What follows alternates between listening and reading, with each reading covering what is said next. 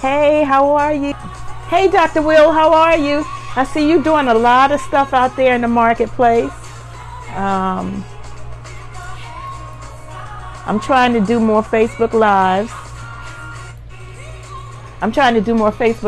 And I've done them on my personal page, in groups, and now I'm doing it on my business page, which I'm supposed to be able to share this to my my personal page, which is really what I would like to do, and I don't see a thing to do that.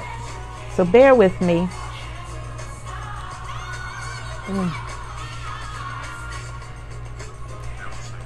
It's not there. So Dr. Will, can you hear me? Can you just let me know if you can hear me? My sound coming in good? I feel like such a novice. Oh my God. And that's supposed to help me invite people. Guest requests. Allow your viewers to request to join you as a guest. No, that's not what I want. I see it says Dr. Will is still watching. But can you hear me? Because I'm not really sure if you're hearing me. I had a little bit of music on, but it's starting to distract me. And if I do that, that's going to turn it around.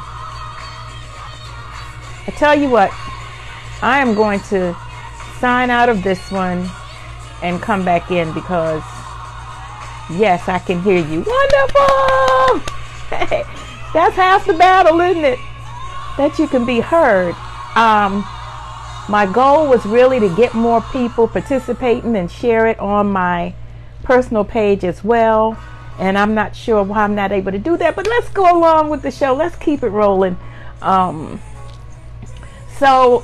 you may or may not know, I'm Dr. Teresita Glasgow, and I am an author, a speaker, and a coach. And I actually coach professional women to soar past their fears, free up their time, rediscover their dreams, and reignite their passion so that they can live the life that they've always dreamed of. That's one of the things I do. Of course, I do other things as well. And so today what I wanted to talk about was, what's holding you back?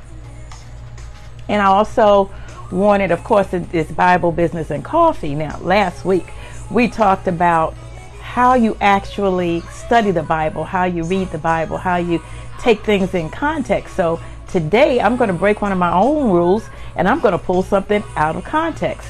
And it's because that's the first chapter of my book, Destiny 7 Steps to Finding and Fulfilling Your Purpose in Life.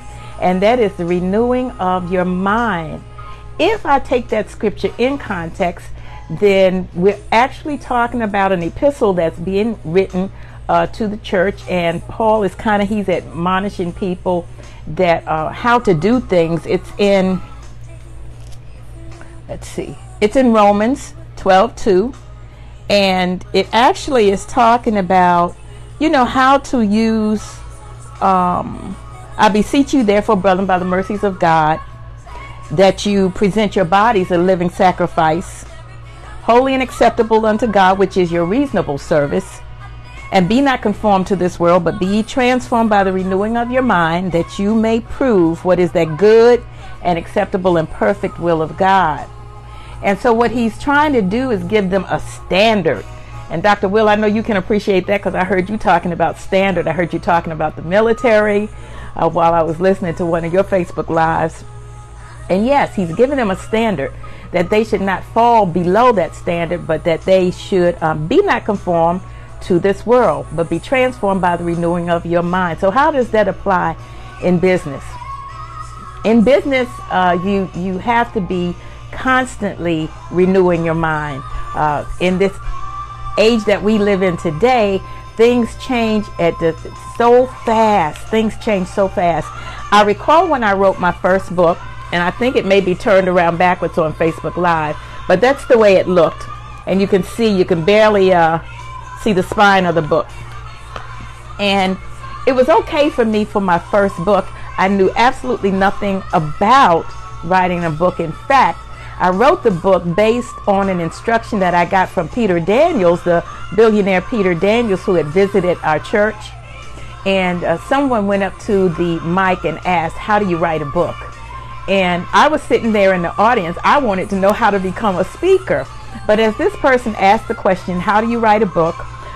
Mr. Daniels gave him a simple instruction. He said, you come up with a title, write the titles of each chapter, and then begin to fill them in. It was so simplistic that I sat there in the audience and I wondered, why hadn't I thought of that before? Now remember, it wasn't my question, it was someone else's question in the audience. Now whether or not that person went back and used that instruction to write a book, I have no way of knowing.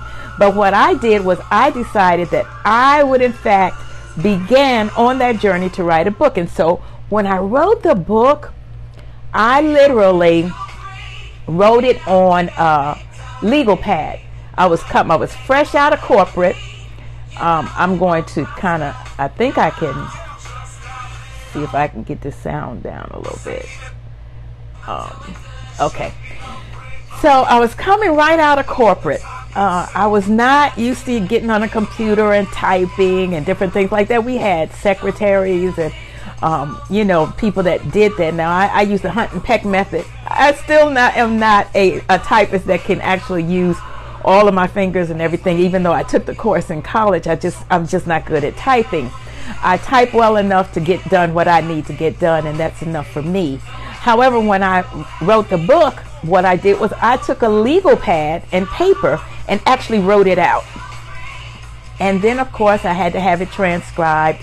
And I was working with a young lady who was, she was in the publishing industry before, but she was trying to do it now on her own as an entrepreneur. Like most entrepreneurs, she did not have the amount of resources that she needed in order to do that. I didn't know that. I was so new, and I really wanted to. I had written this book. I had this legal pad full of all of this information, and I really wanted to become a published author. And so I worked with her, and we got it to a certain point. And unbeknownst to me, being new, coming out of corporate, I thought that she had enough resources to complete the project, but she didn't. And I'm spending money with her, and then we got to an impasse. We couldn't move any further. And just my, I don't want to say luck, just a blessing. I had gone to my church, which always had different events for people who wanted to be entrepreneurs and do different things in the business industry, in business. And there was another lady there who was a publisher. However, only thing that she published was fiction. And so, of course, I don't write fiction. But she did give me the name of a publisher that could publish my book. And the publisher was iUniverse. And so self-publishing was relatively new. Print on demand was very new at that point. And so I went with them. And where I had been working with this young lady to publish my book for months now, and spending all of this money, in a short amount of time, the book was published and produced through iUniverse. And this is the book as it was, and that's the back of it and everything. Now, as I said, I was new. The content of the book is absolutely life-changing, okay? And I'm not saying that to toot my own horn, although I should become a self-proclaimed horn tutor at this point and toot my horn at every opportunity that I have. It's very foundational. It's very foundational. It's biblically sound. And it not only intertwines the Bible, but with the Bible and with business and just some life applications. Very much in the realm of a good product for coaches to use. And so a few years later, what I did was I revisited the book and I did a second edition. And that's the back of it. This time, because I had gotten a lot more information, I was able to implement some things that I hadn't in the first. I was able to get a foreword done. And my foreword was written by Dr. Willie Jolly. I mean, this man, a setup is a setback is a setup for a comeback. Wrote the foreword in the book. And then I got a lot of other very knowledgeable people to endorse it. My pastor endorsed it. Pastor Belinda Thomas, Pastor Rosalind Y. Thomas, Leroy Scott, who is a wonderful psychologist and pastor, Mike Mariner, and Shalita Williams, Raquel Robinson, Dr. Will Moreland, Paul Wilson, Amos Johnson, just a lot of very, very knowledgeable people came alongside and endorsed the book on the second edition. But I didn't stop there, because as we grow and as we learn on each level as we go through business, we have to be we have to learn, and we have to be voracious in our intake of information and strategy. And so what I did was I did the second edition, but this time, rather than going to an outside company, my company published the book. In His Season published the book. So we did our own self-publishing. Not only did we do our own self-publishing, but we also did an audio book. And that audio book is available on Audible. And why am I saying all of this? All of this came about because of that one biblical term, renewing of your mind. And when you go to renew your mind, you're going to have to get information from all different kind of sources. You know, entrepreneurs starting out lack resources. But I think it was Tony Robbins that said there's no such thing as the lack of resources, it's the lack of resourcefulness. And so even the young lady that I worked with in the beginning on the first book, the lack of resources, yes, that was probably a problem, but there was no communication also, so there was a lack of resourcefulness. And so I had to go to another entity to actually do the book. Also, I did the audio book because there's no lack of information. We are actually post-information age right now. In fact, we are drowning in information. And if you don't renew your mind and have standards and set standards and principles in your life, you can be sidetracked any kind of way. There'll be all kind of distractions that will come your way. And we talk about that a lot in the book, distractions. One of the things that I'm aware of now is that they're not only negative distractions, but sometimes you have to put positive distractions in your life. Sometimes you have to establish those relationships that can pull you away from your business just enough so that you can regain your focus, so that you can be re-inspired in your dream, so that you can reignite your passion. Because as the saying goes, and I know it's a little cliche, all work and no play will make Jack a dull boy. And if you're very, very focused and very, very intentional on your business, you can get involved with your business so much that you don't take vacations, you don't talk to family, people are wondering where you are, and you know you're working on your vision all the time. That's a recipe for disaster. That's a recipe for burnout. That's a recipe for not being able to finish your God-given assignment because you are too focused. Focus is awesome. Men fail because of broken focus. But the downside of focus is tunnel vision. The downside of focus is tunnel vision, where you're so focused that you're almost in a silo, and people can't get to you. You no longer communicate because you're so focused on things. So that's just something to know as you set out to renew your mind, maintain your focus, make sure that you have friends around you and people around you who are able to do those positive distractions. You know, go to a movie, go to a concert, go out to dinner, go on a vacation, go to a museum, do some things that maybe you don't do in a normal course of life. I mean, those adventurous people, there was one guy, I'm trying to think of his name now, who used to go mountain climbing and hang gliding. He would literally jump off the side of a mountain with those kind of, not a parachute, but like a glider. That's a little bit too adventurous for me. But if you're inclined to do that, you know, or you can go skiing or any number of things, my point is that when you are working on your call, your assignment, your purpose, you have to be balanced in your approach. There are going to be negative distractions at every twist and turn. You don't even have to plan those. They just kind of come up. It's called life. But those positive distractions, you have to plan those into your schedule. So today, you know, I talked about my first edition, my second edition, talked a little bit about me. So now I speak. I'm an author, speaker, and a coach. But my background was in something called corporate trust.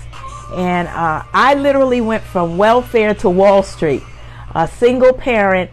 I was a hairdresser in the beginning, but I wasn't focused.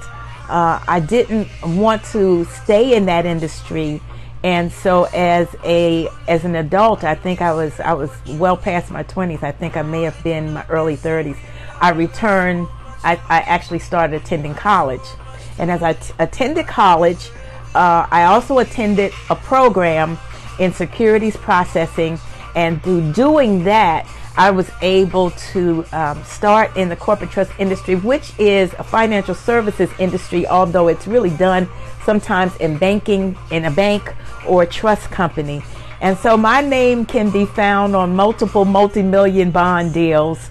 I was looking at a post recently on Facebook, and the ladies there at 100 Wall Street had all gone out to dinner, and I saw their pictures and I commented on it and I said, I really miss you guys.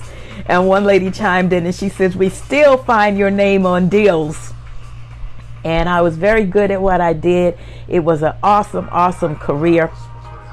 And when I came out of that and decided to do something more entrepreneurial, and also I also work on a contract with a government agency, I thought it was going to be easy being an entrepreneur. I really did.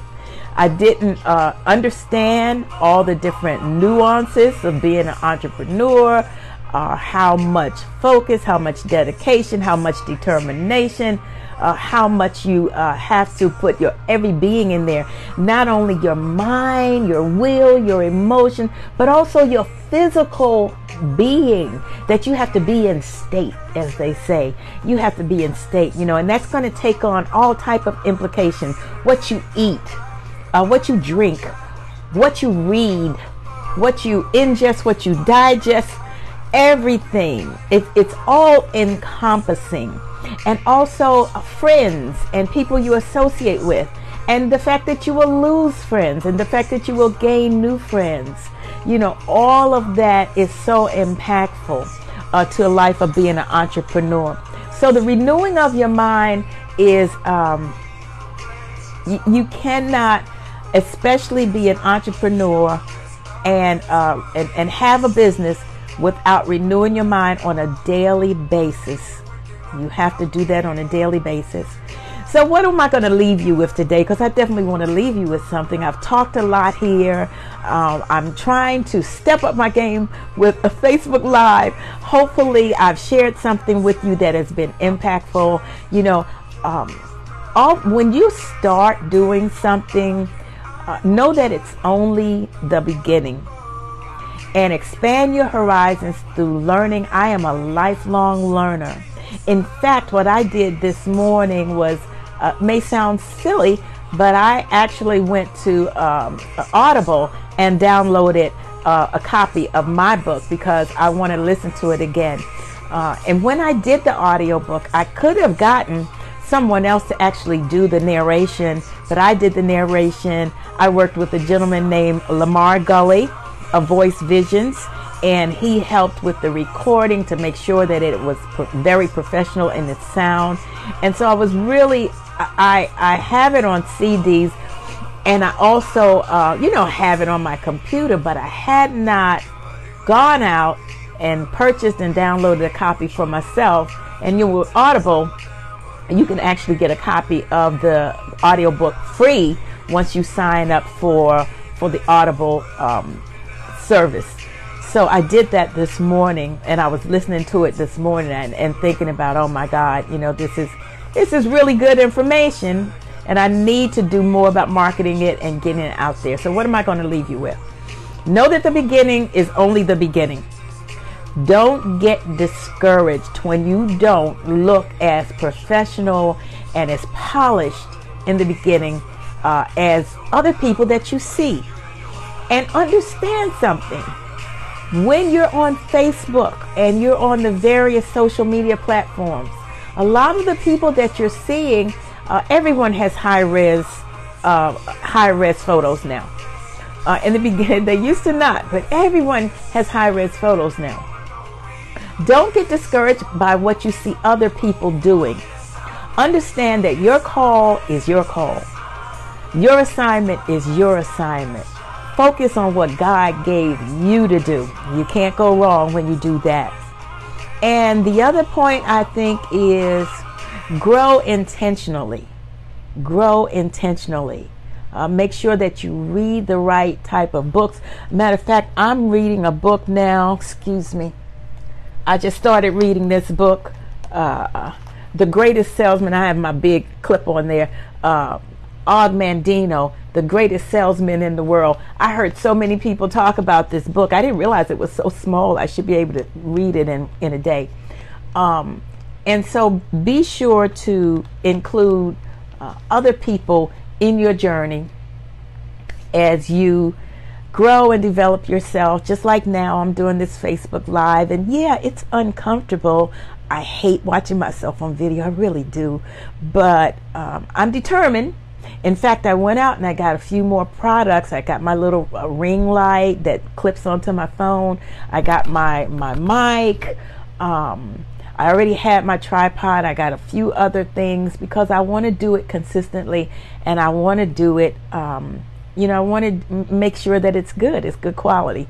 And so anyway, that is pretty much it for today. Scripture of the day is Romans 12:2.